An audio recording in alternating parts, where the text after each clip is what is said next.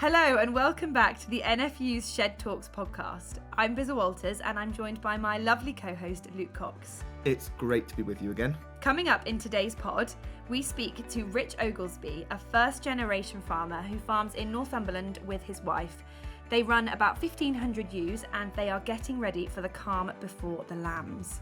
One of the best things we have as an industry is it is the easiest way for new entrants to get into agriculture. So we do seem to get a huge proportion of like the new ideas and new entrants coming into agriculture is into the sheep industry. So I think we're very lucky with that.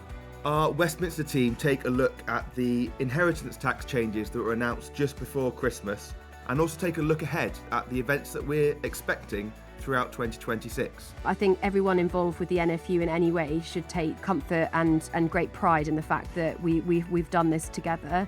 No, I certainly feel that, and it was a very emotional day, the 23rd of December. And we will also be speaking to Ben Best. He runs Dalscone Farm, which is up near Dumfries. This is home to Fiona, Britain's loneliest sheep, which you might have seen flying around social media. We'll be speaking to him about her story and what she's getting up to now. She didn't have any other sheep round about her. She had no access to get back up the cliff again. So she literally just had, it's basically a small grass embankment at the bottom of this cliff, and then she was on the shore next to the sea. She was totally cut off, and it caught worldwide headlines. Before we start, Bizza, for the first time, we are recording together. I know, how exciting is this? What a lovely start to 2026. It is. We're on your farm. This is fantastic. We are currently sat in my parents' farmhouse in the living room, looking out on the garden. See some pheasants wandering about and the chickens trying to chase them away. Yeah, and some lambs in the background as well. You've lambing season coming up soon. Yes, so, we do. We start in about 4 to 6 weeks. However, I have had my first lamb. Have you? Yes, it was planned. I bought her from a sale at Melton Mowbray Market back in September in lamb, and she lambed on Tuesday. That's very exciting. The other ones aren't coming quite as soon, though? Well, if they do, we have a bit of a problem. Yeah, absolutely. They shouldn't be, but you know what sheep are like. They just do their own thing. They do have a habit of doing that. And this is the first episode since Christmas. How was your Christmas? It was lovely, thank you. It was busy, obviously, farming. You don't really stop, do you? So, you know, all the animals being done, fed and watered. And then we did enjoy a bit of a tipple ourselves on Christmas Day and over New Year, which was lovely. And then back into the swing of things. How about you? Yeah, had a fantastic Christmas Day. We had both sides of the family come to ours, which was You hosted? very nice. We did host. Did you cook? We cooked. We have a single oven. We made use of a hostess trolley and just about kept everything warm by the time we all sat down to eat. Brilliant. But yeah, we had everyone round all day and yeah, had a really, really good day. Good. And then back to work? Yeah, absolutely. Back to work. We've started the year with lots going on, especially in the combinable crop sector. We've got our supply chain fairness consultation out at the moment. So this is the industry's opportunity to explain to government where they feel that there are unfair practices operating when farmers are primarily selling grain to the onward supply chain. And this is the opportunity to convince the government that they need to intervene in the same way they've done in the likes of the dairy and the pig sector. And that consultation closes on the 4th of February, so it's not long till it closes. So if people haven't responded yet, urge them to do so. And alongside that, we've also had Lambert and all sorts of other things going on. So yeah, busy start to the year. That was a good plug there. And before we move on to hear from our guests, I just have to mention the last time we saw each other was in London after your meeting at Westminster. Do you remember? Yes. And I managed to wangle you an invite into the Waitrose PR Christmas party. What a absolutely bonkers experience for someone like me who is not part of that world at all. I think you were about to internally combust when we were stood in the queue and I was trying to talk you in. Yeah, it's not exactly my most comfortable moment in the world, but it was an incredible experience. We had so much fun. So much fun. And they sent us home with the goodie bag, which I definitely wasn't entitled to. And within it was the recipe for the turkey pie that they make in the Christmas advert. And what did I make last weekend and send you a photo of? The turkey pie from the Christmas advert. And it tasted... Did you bring me a piece? I ate it all very quickly. There was no way that lasted. Outrageous. We'll have to make it next time. It tasted absolutely fantastic. Brilliant. So, well, I'm so glad you were there with me. We had such a good evening. We did. I must just apologise to your lovely wife, Jess, who I was expecting you home for dinner. Sorry, Jess. Yeah, she had to pick me up from the station at 11:30. I don't think she was planning You that. said you were going to get a taxi back. Yeah. Whoops. Outrageous. I Poor know. Jess. Anyway, lovely to have a quick catch up. I think we should get into Absolutely, the let's crux of the go. pod. So we will be hearing now from Rich.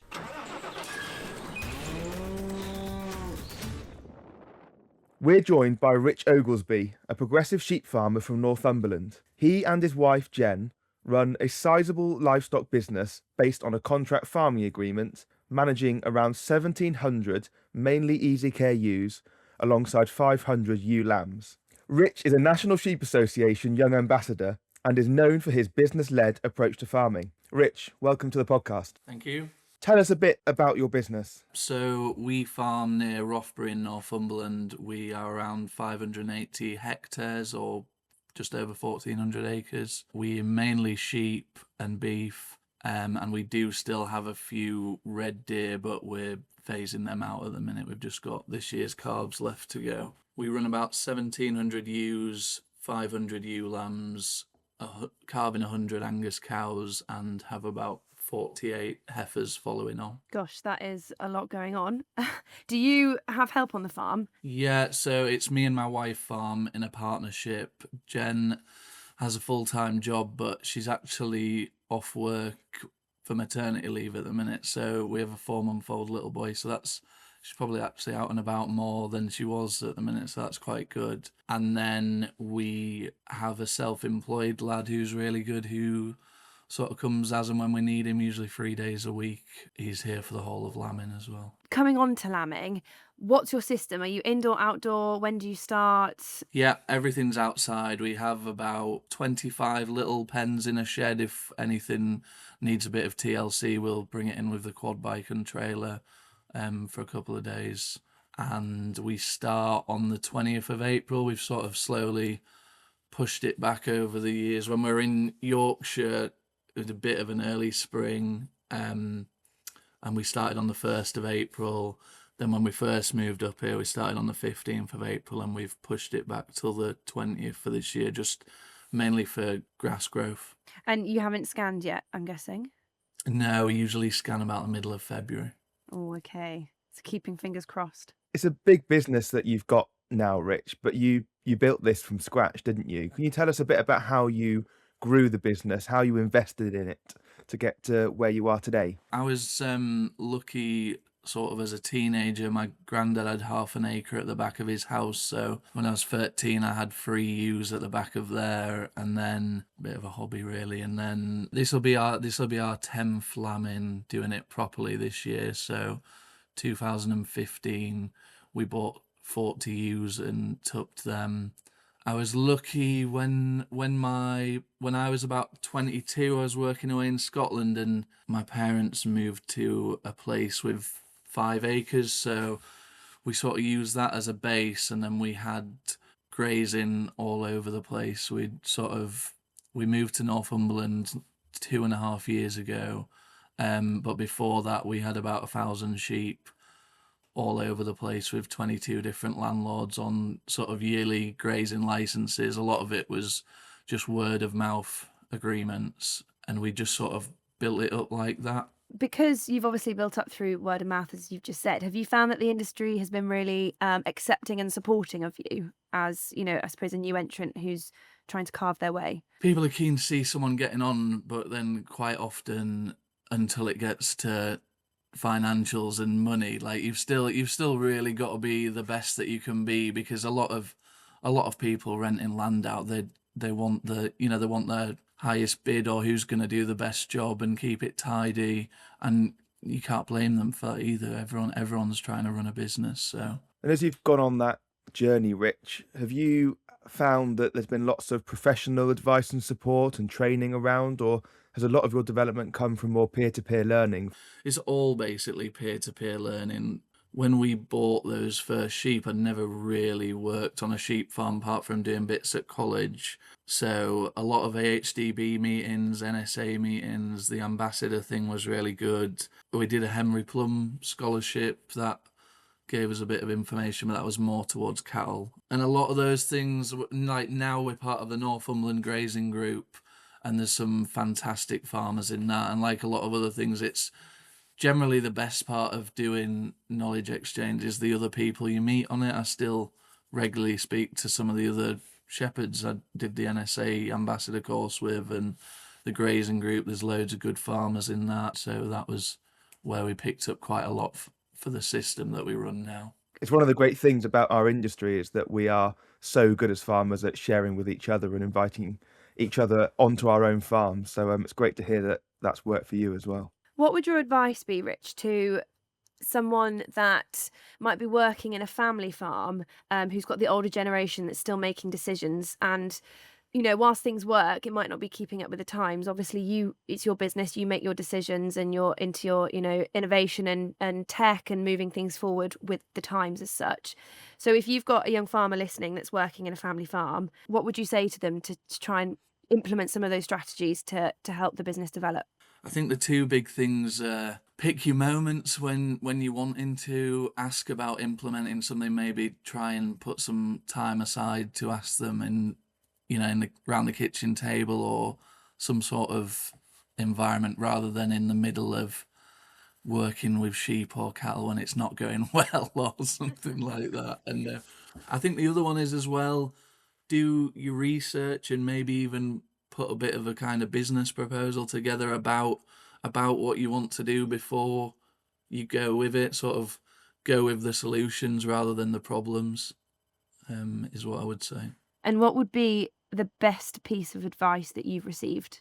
I don't know if it's what I received, but I would say if it's somebody sort of trying to get into farming, let as many people as you can know. Let them know you're looking for some land or a tenancy or an opportunity, share farming, whatever. Because I think a lot of people would like that, but they're almost kind of secretive about it. Whereas where we were before, everybody knew what we were wanting, and this farm just came up through word of mouth. Really, somebody recommended it to us because they knew that's what we were after. Whereas it's quite hard actually applying for farms. We'd applied for 3 farms before this and gone through that procedure and not really got anywhere. But I think you never know. And ask as well, like those 22 landlords that we had, I'd probably asked 80 to get 22. And some of them you'd maybe ask and they'd say no at the time, and then they'd give you a ring 3 years later and say, oh, I've got 20 acres spare or whatnot. So I think just sort of network and do as much stuff as you can and be as vocal as you can, really. The last podcast episode that Bizza and I recorded focused a lot around farm safety, and lambing is easily one of the busiest times of year for you. How do you look after yourself during such a time-pressured time of year, and how do you keep yourself and your team going throughout that? The best thing about lambing and calving for us, like we do calve a few cows inside, but we're calving most of them outside as well. So we do have no night checks. Like we are all getting a good night's sleep still. We're not, even though it's hard work, you're not absolutely knackered and drained. And Jen does a very good job of keeping us all well fed as well. And we have breakfast, dinner and tea together, sort of all as a team, and have a bit of crack then and a laugh. And I mean, this year was an absolute dream, to be honest. It was sunny every day and it was great, but the year before definitely did get you down a bit when it was wet and hung singles and stuff. But I think once you've been doing it a while, you just know that everyone's in the same boat. A lot of your neighbours will all be in the same situation, so you just get on with it the best you can, and tomorrow's a new day. And that's the thing, you have to just remember that everyone is in the same boat. But I mean, I've lambed around the country, and one thing I would say is it's so important to have a really good team, be well fed, make sure you're all having breaks if and when you need them. But as you just said, just have a bit of crack, because it is a busy time of year. It's hard work, everyone's stressed, we're all trying to do the same job. So yeah, I think it's really important to have a good team around you, for sure. Rich, you mentioned that you received some funding from the Henry Plum Foundation. Back at the end of 2025, I too received some funding, which was very welcome for my little sheep enterprise. I had to do the whole interview and send off the application form and all the rest of it. And it means that I can start moving forwards by buying pieces of equipment that I need instead of having to rely on the family farm.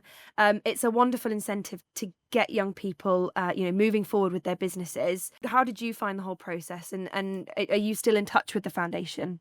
I thought it was great. It didn't take a long time to do the application. We'd had sheep for a bit at the time, and then we had been looking at sort of the benefits of cattle. So ours was for finishing beef on a forage system, and we got £3,000 worth of funding towards sort of electric fencing equipment and moving, to move them around on forage and probably a bit towards actually purchasing the cattle. But definitely the best part about it was our mentor, which was Gus and Ellis up in Fisleyhoff, and we probably went up there sort of 3 or 4 times and went to have a look what he was doing, and I would say that was a lot more financially beneficial too. I think knowledge is 90% of it, isn't it? So that was really good for us. And I used to speak to John Fawley a bit, but I've not spoke to him recently. But no, I thought it was a fantastic thing. Yeah, and the mentor system they have is so helpful. I mean, I'm from a sheep farm here, and obviously I've had lots of advice and help from my dad and my uncles, but to see that outside perspective as well, someone that doesn't know you, doesn't know your business, that can come in and offer you that advice and help, I found has been really helpful. So yeah, if anyone is listening and wants to apply, I think they open or they close applications in March and September, don't they, for their funding? But it's definitely worth having a look into because, it's there to help. So make the most of it. As we bring this conversation to a close, Rich, it would be interesting just to understand your outlook for the sector and your business. Obviously, just before Christmas, we heard the welcome changes to the inheritance tax proposals, which hopefully gives some more certainty to businesses going forward. Following that, what is your outlook for the sector? And I guess what's the outlook and the plans for your individual business? Yeah, I'm very positive about the sector. I think we're supply and demand is hugely in our favour at the minute, and the prices are great for both lamb and beef. We're very lucky in this country that we have such a huge population on our doorstep. Like 70 million customers right on our doorstep, and then also we've got EU, a lot of demand from them just next door. So I think demand will be really good. We are affected a lot by policy, and there's this SPS UK-EU agreement going on at the minute and other trade deals and whatnot. So I think that's the only sort of slight worry, is that they get all these trade deals right and whatnot. But yeah, I'm pretty optimistic for the industry as a whole. I think one of the best things we have as an industry is it is the easiest way for new entrants to get into agriculture. So we do seem to get a huge proportion of like the new ideas and new entrants coming into agriculture is into the sheep industry. So I think we're very lucky with that. And then our business, our sort of goals for the next 5-10 years, next 5 years, we own all the sheep with our agreement at the minute, but we don't own the cows yet. So we're sort of buying the cows over the next 2-3 years. And then after that, we're going on to a tenancy. So we'll just have to sort of build up cash flow for when we're on a tenancy. And then after that 10 years, once we've got this place all sorted out and infrastructure and on top of it, and I think that scale is going to be really important in the future. I can't see these support payments lasting forever. So, we'd love to take on another local tenancy if it was the right thing and something came up, and maybe even one day buy a little farm of our own. Like we've got a little boy now, next generation, your mindset changes and you have to start thinking about that, even if he's not into farming. It would be nice for him to have the opportunity if he was. Wow, you guys are unstoppable by the sounds of things, which is exactly what we need in this industry. Rich, it's been great to chat to you. Thank you so much for taking the time, and wishing you a very positive scanning and a very happy lambing. Hopefully the weather is good with you, and you have a good year for it. So yeah, thank you so much for joining us.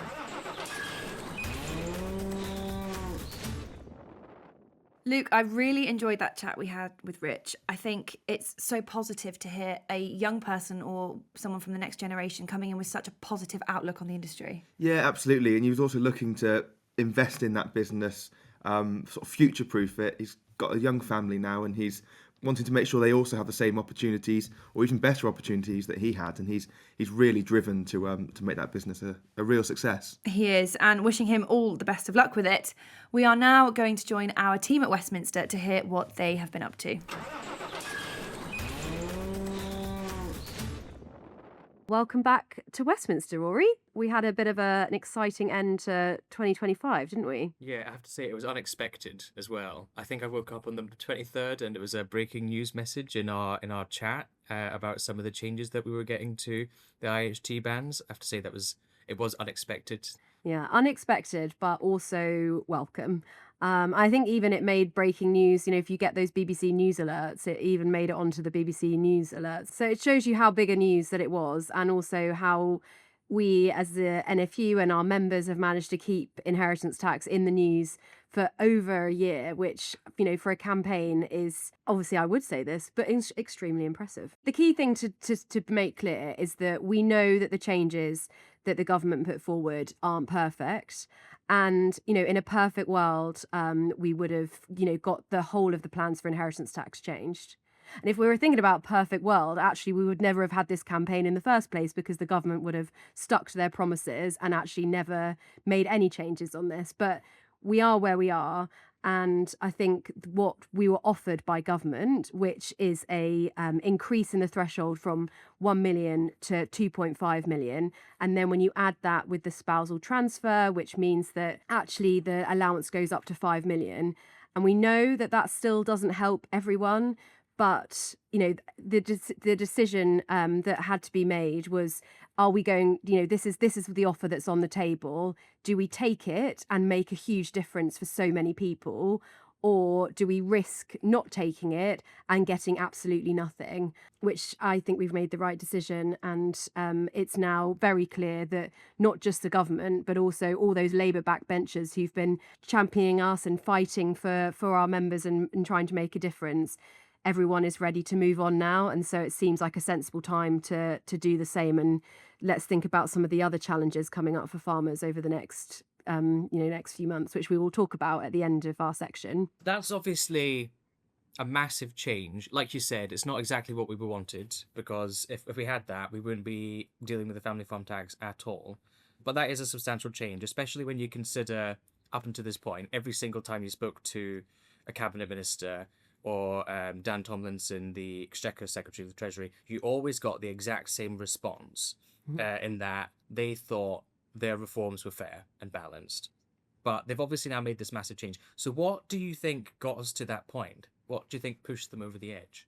In the last podcast of 2025, we talked about a vote that happened in the House of Commons.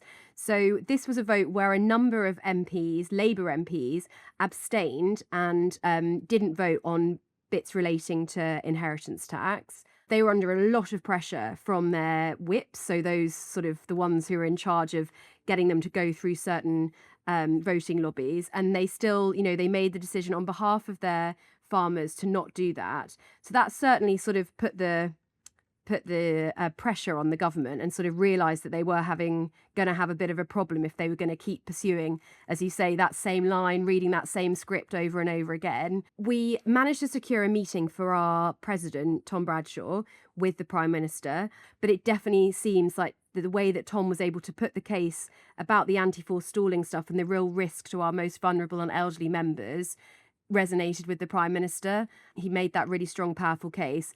That was then coupled with the fact that the Prime Minister went in front of the Liaison Committee a couple of days later. So the Liaison Committee is a committee of the most sort of senior members or backbenchers across the House of Commons. So they're the chairs of all the select committees. So from our side, we had Alistair Carmichael, who's the EFRA Select Committee. He sits on that. And there was also Kat Smith, who is another Labour backbench MP, but chairs... That's the Procedural Committee. Procedural Committee. Of course, you know the answer, Rory. So she chairs that. To say she put the Prime Minister on the spot, I think, is an understatement. She made it really clear that how serious an issue this was and how the Prime Minister really needed to get to grips with that. That was then coupled with the, backing up by Alistair Carmichael, who again pushed the Prime Minister on how he could sort of, see what the unintended consequences of pursuing this bill would be, and this change on inheritance tax to those farmers who were in sort of an unthinkable position in terms of what the tax bill would be for their farms and their families post-April. That was a really great moment in Parliament. So we then went into Christmas thinking, planning for January, we were going to have the finance bill. what we were going to do to lobby MPs to try and get as many of them to rebel and vote against, which is by no means going to be an easy task. But then, as you say, on the 23rd, we then got the announcement, and it certainly sounds like the pressure that Tom put on the Prime Minister in December, liaison committee, and also conversations that Tom had had with the Secretary of State, Emma Reynolds, made a big difference. And I think it's interesting to note that it wasn't the Treasury that made the announcement on the 23rd. It was the Secretary of State who sort of, I guess, took credit for it. And rightly so. It was clearly, I think, the pressure from the Prime Minister and the Secretary of State that sort of eventually overruled the Treasury. And, too right. And it was definitely a team effort, wasn't it, Rory? Yeah, so obviously we were doing this work for the past 14 months. It was something that rightly was at the top of our agenda.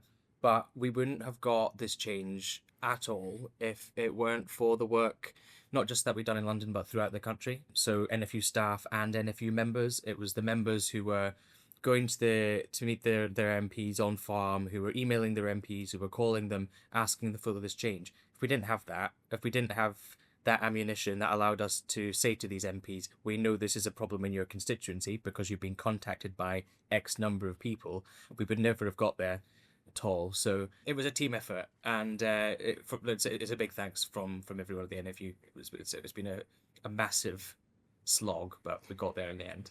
Yeah, and we've had to keep pushing those posy vibes and being the eternal optimist. We're seeing lots of MPs and members, actually the relationship that they've had over the last year, with the constant lobbying, inviting out onto farm, emailing them about their how it's going to impact their business.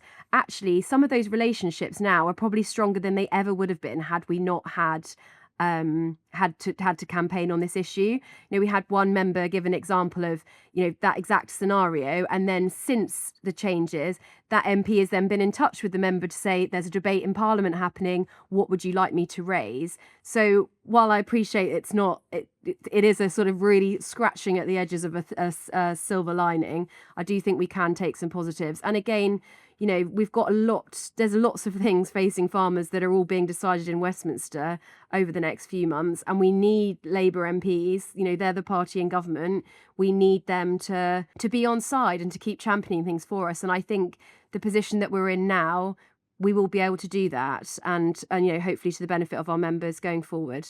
Yeah, I think having too many friends is a nice problem to have. Yeah, yeah, exactly. People thinking positively of us. And at Oxford Farming Conference, when the Secretary of State was sort of challenged on this and the ways of lobbying, she said it was that quiet lobbying behind the scenes that made the difference. It was Tom Bradshaw that made the difference. So, I think everyone involved with the NFU in any way should take, comfort and great pride in the fact that we've done this together.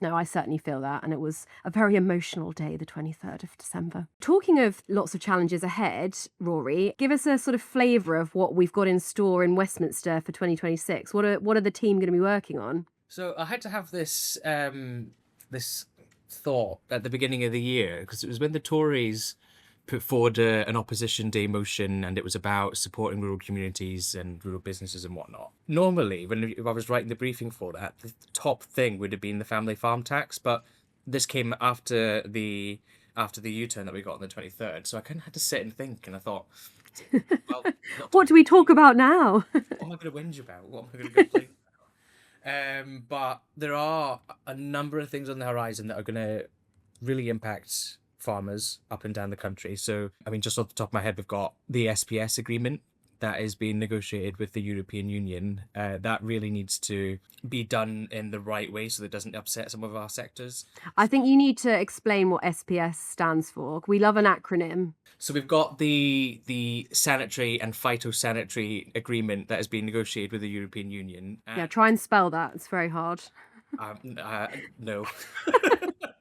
Fair enough. SPS it is from now on. That's obviously being negotiated, and as part of that, we're going to have what they call dynamic alignment, and it means that the United Kingdom and the European Union are going to basically coalesce around the same set of regulations. There are a couple of those regulations that, if we follow exactly what the European Union does, is going to be quite upsetting for a number of our sectors, and so we're asking for them to be removed from scope.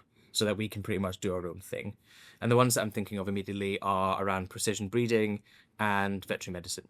We don't want to be following the European Union's rules on that because, frankly, ours are better and they better support our farmers. So we are pushing the government to make sure that when they're negotiating this deal, they get a carve out for these ones. So far, and this has been on the official level, they seem to be pretty much on board and they say, yeah, we understand where you're coming from.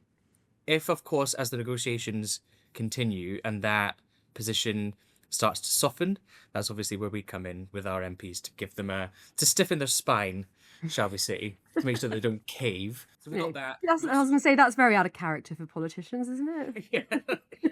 No, we're friends. We're friends again. I forgot about that. We've also there's some big political events coming up as well, isn't there? Of course, we've got the elections in May, although lots of the local government ones are being postponed, but there are some taking place. Yeah, so the mayoral elections that were set to happen this year have already been postponed, and there are then local council elections that are coming up. Although I was reading the papers this morning, and it seems that they're about to make an announcement on further cancellations. By the time this podcast comes out, we'll have a clear idea of who's actually going to be going to the polls and not. But it will be an issue for farmers. Yeah, we deal with MPs a lot, and we have the policy that comes out of Westminster that affects farmers. But local councils also have powers of things that will impact farmers. And I'm thinking about, procurement or fly tipping enforcement. These are obviously really important issues as well. And we are going to be engaging with candidates and councillors as these elections come up, so that the voice of the farmers is heard as these elections are taking place. And also big for the politicians is the devolved assemblies too. So we've got the Welsh Senedd, which our colleagues in NFU Cymru are much better placed to talk about, so we won't go into that. But also there are elections in Scotland as well. So, some big tests for the Prime Minister, basically. So I think it will be interesting to see what happens.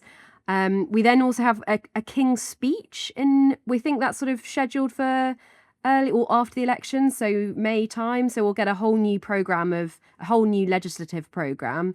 And so it'll be interesting to see anything that sort of impacts farming and how we can try and shape some of that. Similarly, in the, again, announced at Oxford Farming Conference, but the SFI, the new Labour's SFI, will be open in 2 windows, June and September.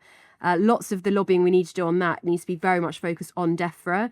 It's, again, another acronym that probably, sort of goes over most MPs' heads. But in DEFRA, it's sort of the only show in town. So we need to make sure that we influence and shape that as much as possible as that develops. And we've got a new cohort of our Food and Farming Fellowship. Rory, you're going out on a visit. You're donning a hairnet, I think, tomorrow, because you're going to an egg packing processing. So I look forward to seeing the pictures of you in your, your PPE. But you're off on that visit. Unfortunately, so we're going to poultry unit, and unfortunately, due to the avian influenza restrictions, we won't actually be able to get in to look at any chickens. We can look them through the window, but I don't think that's going to be the exact same. But it'll be good to get up there with the MPs. It's the first visit of this year's Food and Farming Fellowship, so it's a completely new cohort. See how they get on. Yeah, and our previous cohort, we love them very much. They've been very helpful and supportive to us. So I'm sure that this group of MPs will be just as useful and supportive once they've been through the whole programme. So we look forward to that. And a very busy 2026. Yes, well, there's no rest for the wicked.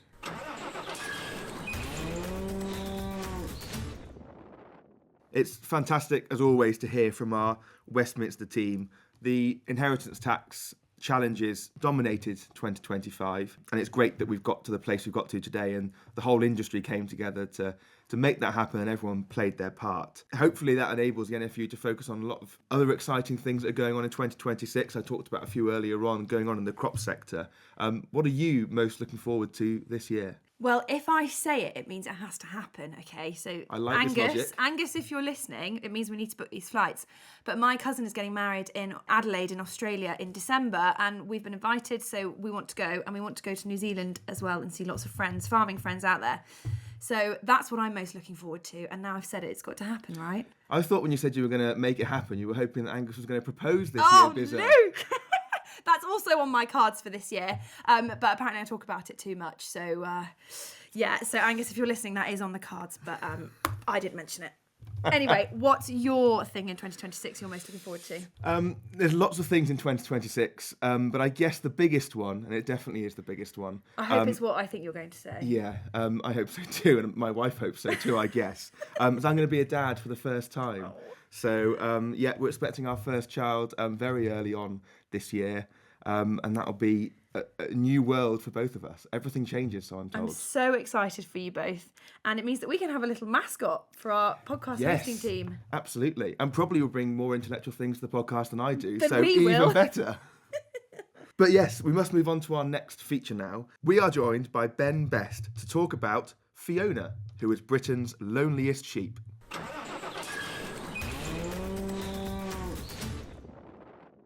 We are now joined by Ben Best, who runs Dalscombe Farm near Dumfries, to hear about Fiona, Britain's loneliest sheep. Ben, thank you ever so much for joining us. Thank you for having me. Can you please just remind our listeners of Fiona's story? Where did she come from and what happened? Yeah, so a lot of people might know her story from a couple of years ago, where she was rescued from the bottom of a steep cliff in Brora in the Highlands.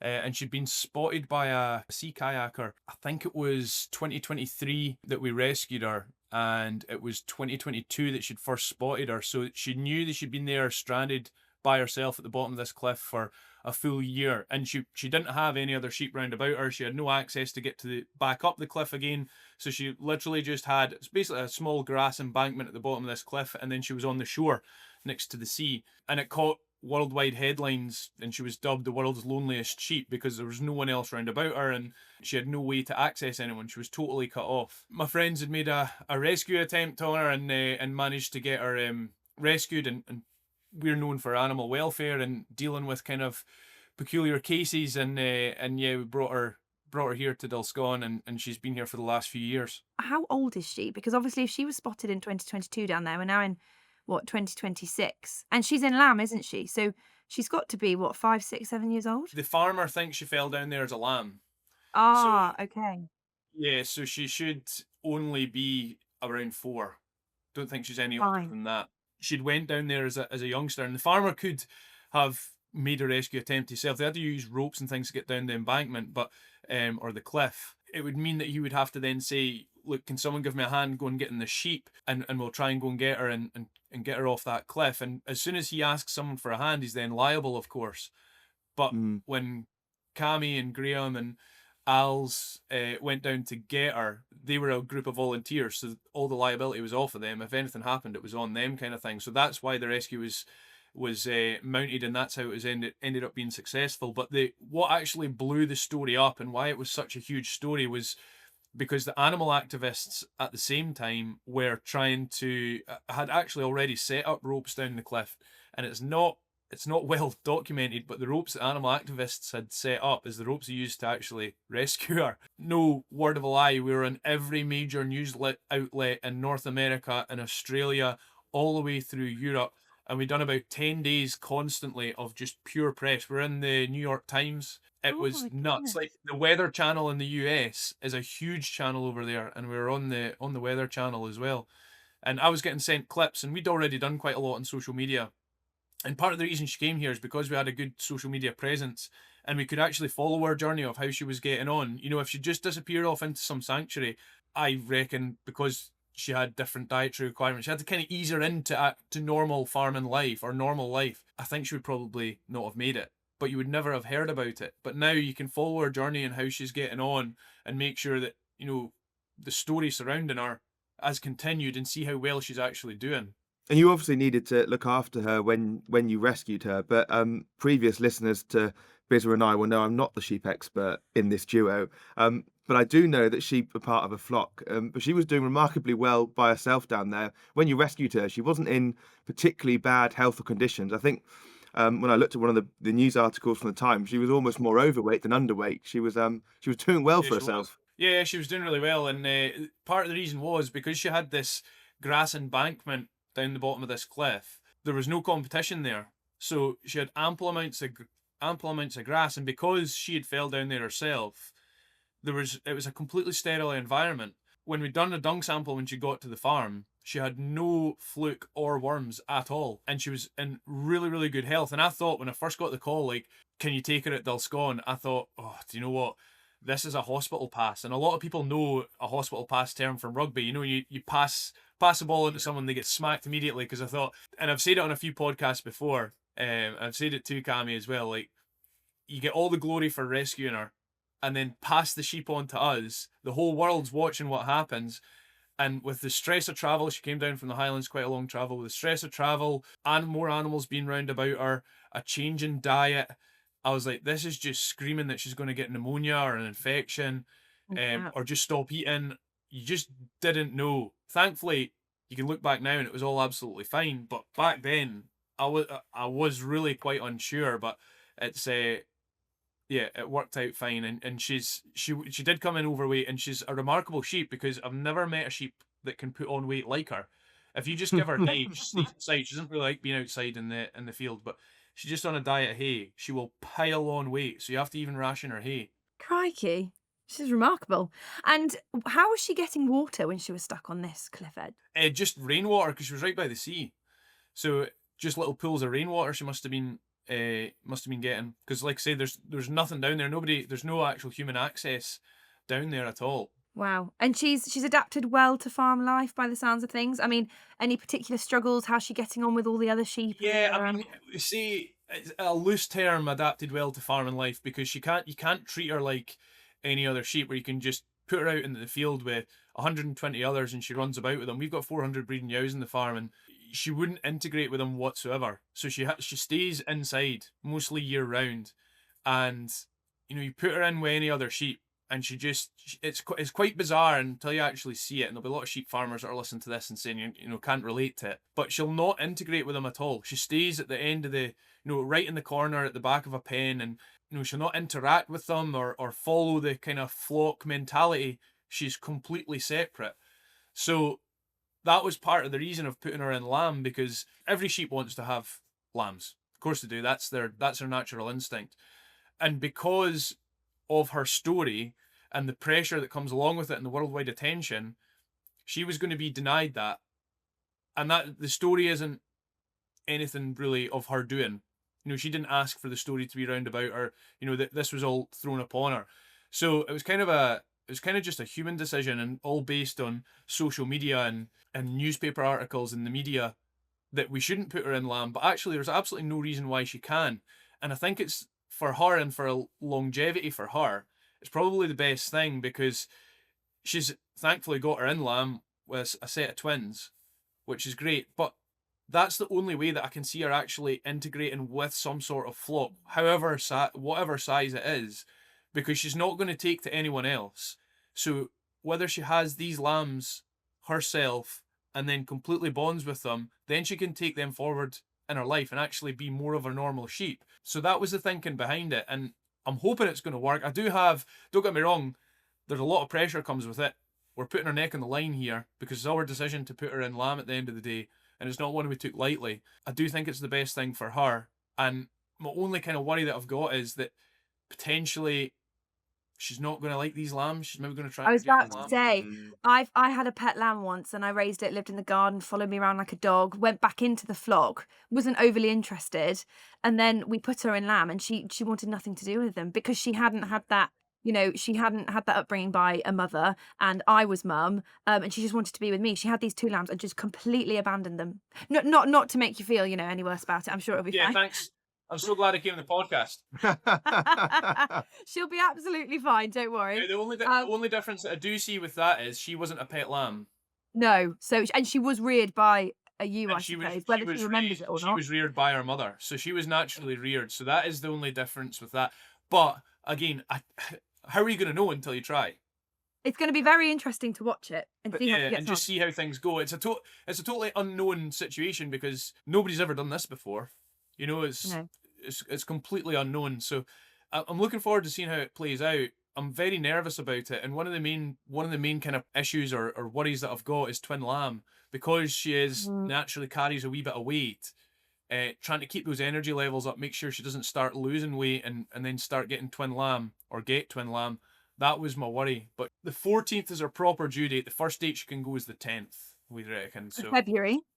Oh, February, sorry, yeah. So we're not And- actually that far away. No, fast approaching. And I'm guessing the sort of the media interest and the limelight that Fiona's been in for the last how many years is probably going to pick up again. I'm guessing you've seen, again, increased interest since she's become pregnant and going to have lambs. There's a lot of interest. It actually caught me by surprise. And one of the reasons that we left it and we didn't put her in lamb last year is I think it was too new a story and there was too many people, that was intensely focused on her. But now the media spotlight had died down a little bit and we thought we could kind of do this without too much fanfare around about her, I think, for want of a better word. But as soon as we released it and said, that this is what we're going to be doing. I mean, we had the Times, I'm on LBC later on, I've done Radio Scotland, the Times Radio, the Telegraph, everyone picked it up, Metro, and I couldn't believe the response that we had to it and that our story actually hadn't fully gone away and people were really embracing the fact that this is happening and it's quite an exciting thing to do. But I think it's it's a good news story and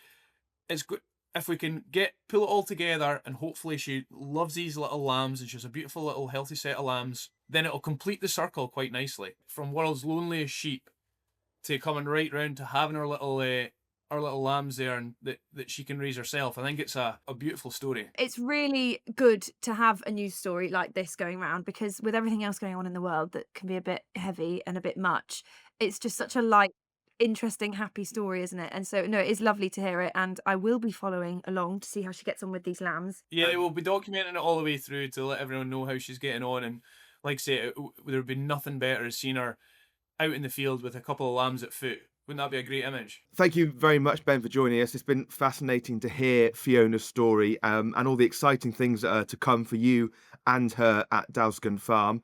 I understand people will be able to follow her journey going forward on the likes of Facebook and YouTube. Is that right?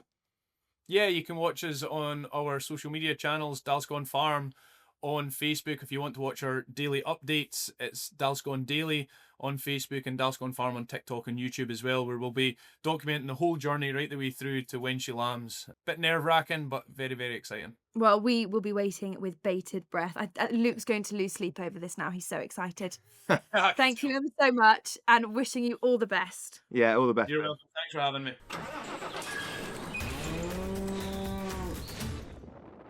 Well, that was great to hear from Ben about Fiona, the loneliest sheep in Britain. Fascinating to hear her story. But I do wonder, do you think she would have liked to have been left on that cliff edge? Or do you think she's actually quite pleased to have been rescued? Because she's been put on a diet and in lamb. Absolutely. I'm sure she's loving life at the moment, but she was certainly doing quite well for herself down on that cliff edge, wasn't she? She was, but it's lovely to hear the story, and I will be following along to see how she gets on. And her due date was It was mid-February. Pretty much the same date as my wife's due date, so I might not be watching Fiona on YouTube. I might be otherwise occupied. I think that would be a very wise move, Luke. But I'm sure it would be great for everyone to watch and follow Fiona's story. Definitely. Going forward. It has been a bit of an unbelievably dear. sheep-heavy podcast. But we've got the next podcast coming up in a couple of weeks. Yes, we have on the 6th of February with the wonderful Josh and Naomi.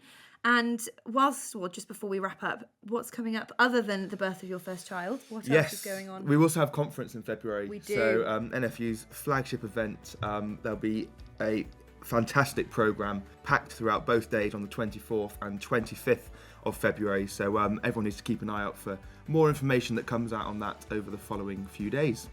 And I think all that's left to say is thank you ever so much for listening. We really hope you enjoyed it. And if you are lambing or about to start, best of luck. And you can listen to wherever you get your podcasts, Apple Podcasts, Spotify, wherever it might be.